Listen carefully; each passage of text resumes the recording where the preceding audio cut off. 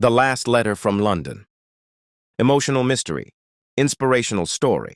On a cold winter evening in London, 27-year-old Ethan Carter stood alone on Platform 9 at King's Cross Station. The train had already left. The station was almost empty. People rushed past him carrying luggage and chasing their own lives. But Ethan wasn't waiting for a train. He was waiting for courage. In his hand was a small yellow envelope, an envelope that had been hidden inside his grandmother's attic for nearly 50 years. On the front, written in faded blue ink, were the words, "To my grandson, open only when you feel completely lost." Ethan smiled bitterly. "Well, Grandma," he whispered, "I guess this is the right time." 3 months earlier, his life had completely fallen apart. He had lost his job. His girlfriend had left him. His savings were nearly gone, and for the first time in his life, he had no idea where he was going. Slowly, he opened the envelope. Inside was a letter. The paper was old and fragile. His grandmother's handwriting covered every inch. The first sentence made his heart stop. "If you are reading this, then life has probably broken your heart. Good, now you're ready for the truth." Ethan frowned. He continued reading. When I was 19 years old, I met a man named Arthur Williams. He changed my life forever. But before I tell you why, I need you to find something. Go to Blackwood Village. Find the old oak tree near the church. Under the roots, you'll discover the rest of this story." Ethan laughed. Seriously? A treasure hunt? At his age? Yet something inside him felt different. For years, his grandmother had been the wisest person in his life. If she wanted him to do this, there had to be a reason. The next morning, he rented a car and drove toward Blackwood Village. It was nearly 4 hours away. The village looked frozen in time. Stone cottages, narrow roads, old-fashioned street lamps. Everything felt like a different century. After asking a few locals, he found the church, and beside it stood a giant oak tree. The tree was enormous. Its roots stretched across the ground like giant snakes. Ethan knelt and started digging. After nearly 20 minutes, his fingers hit metal, a small rusted box. His heart raced.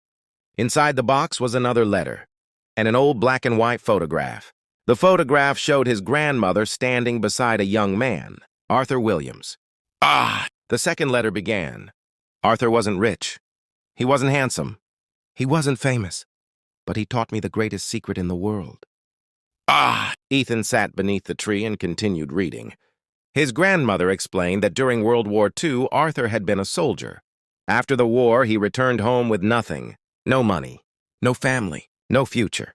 Yet somehow he was the happiest man she had ever met. One day she finally asked him, "Arthur, why do you always smile?" Arthur answered, "Because I already lost everything once." She didn't understand. So Arthur told her a story. During the war, Arthur's entire unit had become trapped behind enemy lines. Food was running out. Hope was disappearing. Every day felt like their last. One night, Arthur met an old farmer. The farmer gave him a piece of advice. Something Arthur never forgot. The farmer said, "You can survive almost any storm if you stop. Asking why it's happening and start asking what it's trying to teach you." Those words changed Arthur forever. Years later, they changed Ethan too. But the story wasn't finished. The letter ended with another clue. A location, an address in northern England, and one sentence. "The next answer is waiting there." 3 days later, Ethan arrived at the address. It was an old bookstore. Dust covered every shelf. Thousands of books filled the room.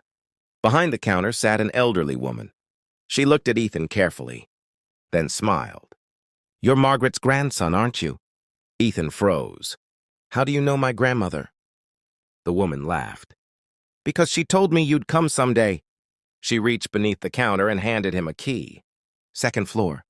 Room 7. Upstairs, Ethan unlocked the door. Inside was a tiny room, a desk, a lamp, a chair, and a wooden box. Inside the box were dozens of letters, all written by different people. Teachers, doctors, mechanics, artists, soldiers, single mothers, business owners. Every letter described the same thing, a moment when their life collapsed, and how they rebuilt it. Ethan spent hours reading, then days. Each story carried the same message. Failure wasn't the end. It was the beginning. One letter stood out more than the others. It belonged to a billionaire entrepreneur. Today, he owned multiple companies, but 20 years earlier, he had been homeless, sleeping inside his car, rejected by dozens of employers. The letter ended with these words: "The worst year of my life created the best version of myself." Ethan couldn't stop thinking about that sentence. For months, he had viewed himself as a victim. Maybe he wasn't. Maybe he was simply in the middle of the story. At the bottom of the wooden box sat one final envelope. It contained the last instructions. Go to the cliffs of Dover. Watch the sunrise. Take this journal with you. Then write your own letter. 2 weeks later, Ethan stood on the white cliffs overlooking the sea. The sun slowly rose above the horizon. Golden light covered the water. The wind blew against his face. For the first time in months, he felt peace. He opened the journal. The first page was blank.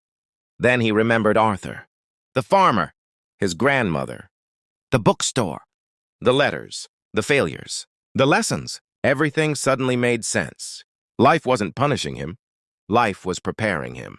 He picked up a pen and began writing. Dear future me, right now I am scared. I don't know what happens next. But I finally understand something. Success is not confidence before the journey. Success is courage during uncertainty. If you're reading this years from now, remember this day. Remember that you almost gave up.